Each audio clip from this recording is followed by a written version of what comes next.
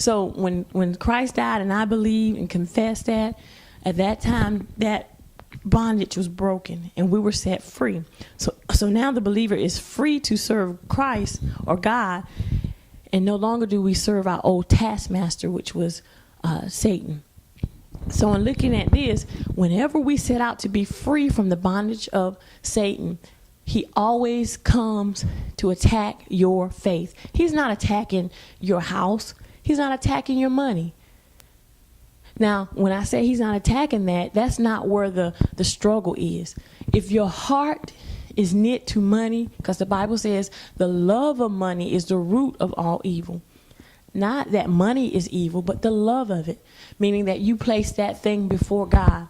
And when we do that, God says, I have to attack, or I have to allow Satan to distract or disturb your money sometimes, just to see if you're going to remain faithful. Because God is trying to move those things from being first in our life so that he can fill that area. He can fill that void. So if we look here, we're going to, in 1 Samuel chapter 16, like I said, we see David anointed as king.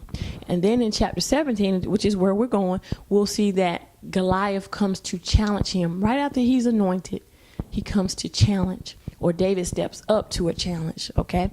So let's see. It says in verse 1, now the Philistines gathered together their armies to battle, and were gathered together at Shokah, which belongeth to Judah, and pitched between Shokah and Azekah and Ephes-dammim.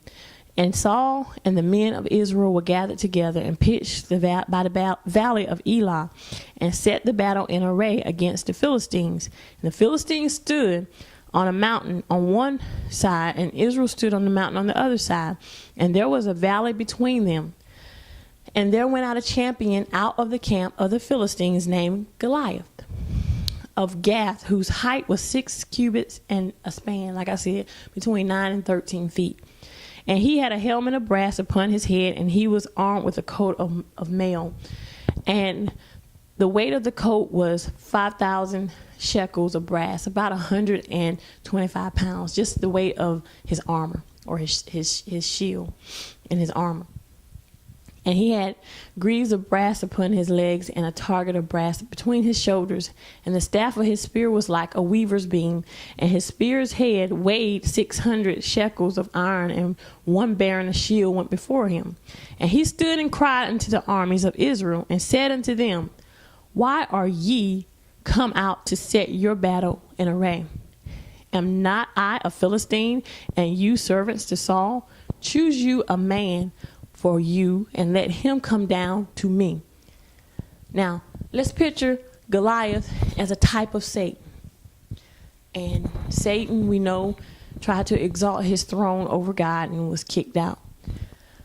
But Satan always challenges man. And you got to see this. He's challenging man because man in the Garden of Eden lost it. So now Satan has rule and dominion over this. I say rule, he's a little g god. He still has his powers. He still is in control of this world system. He's not God, Lord of all, King of kings, but he is a little g god. He runs this world system that you and I live in as Christians. And those who are not of Christ, or have not given their lives to Christ, Satan runs or rules them as well. We were all in it at one point in time. Before salvation, the Bible said, Christ told the Pharisees that their father, who was Satan, was a father of lies. And so it's the same thing today. If you have not given your life to Christ, Satan automatically, no matter how much you want to say that you don't serve Satan, you do. And you're rendered helpless no matter how much willpower you have. It cannot stop you from serving sin in yourself, Satan, in the world. So we see Goliath calling for a man to come down to where he is. And if you look at it, it's a picture of our heavenly Christ who came down and defeated Satan, hell, death, and the grave. And this is Goliath challenging, or a type of Satan who challenges a man. And we couldn't do it in our strength. We could not defeat Satan in our own strength. We cannot. because Satan is very powerful. We are mere humans, and we don't have that power. But God, seeing fit to send his beloved son on our behalf, stepped up to the challenge. And by him stepping up to the challenge, this is what gave mankind freedom, if we believe. So let's see. David's problem was never Goliath, but his problem was the fact that he had to fight to believe God in his battle, in his struggle. You understand? When I exalt my problem, I make it God. But if I exalt the Lord over the earth, the ruler and the creator, when I exalt him, I make him large. And he becomes large, and he defeats every battle that I may ever face in my life. Never look at your problem. Look deeper. The problem is that you have to fight to believe God in the midst of your storms. Now let's see what happens.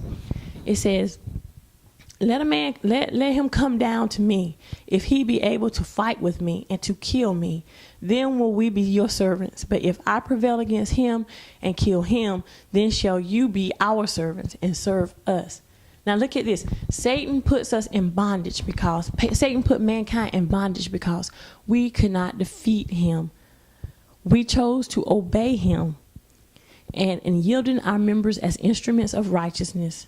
To whom you obey, that's who you become a servant to. Either to serve God, obedience unto righteousness, or if I serve my flesh or my own desires, I'm operating in the flesh. So, and I make myself a servant of Satan, meaning Satan can at will with a believer.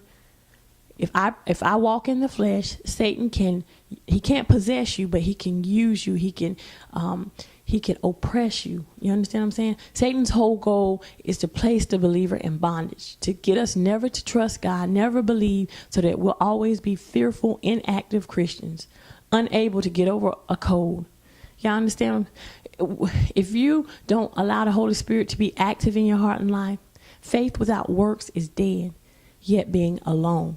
So when God saves you, faith is what activates the Holy Spirit in your heart and life. When he sees your faith properly placed in the cross of Christ, when he sees that you believe and trust that almost 2,000 years ago, God sent his son to die for mankind. And when his son, now you have to see what's in the depth of, you have to understand Calvary, because we can say all day long, oh, I believe Jesus died for my sin. But that is deeper than that. It's deeper than just saying that. But the cross, when he died on the cross, it made a way for mankind to come to God by his blood. It covers our sins. It removed our sins. Let me rephrase that. It removed our sins, whereas the blood of bullocks could not. It could only cover it. But yet, then the consciousness of sin being there was always on our minds, because every year the people had to come annually, daily, to offer a sacrifice. But Christ was that lamb. He was the one that took my guiltiness, and I took his innocence. So that's how we identify with Christ, understanding that it's nothing in myself that's worthy of all that he's done. And I exchange that for his innocence. And when God sees you and I, he sees us covered in the blood. And under that blood is a work in progress. The Holy Spirit is in us, working on us, removing those things that are not Christ-like and placing more peace, love, joy, hope, happiness, faith. You understand what I'm saying? So the Holy Spirit's job is to make us right. But the battle was won at the cross of Christ. The victory was given us at the cross of Christ. Christ defeated Satan by dying. So how do you and I defeat Satan? We defeat Satan by dying to self, to sin, the world, and Satan. So how do I die to self? When you place your faith and trust and belief and confidence and assurance in the fact that even though you don't see yourself, as being holy, believe that you are holy. Because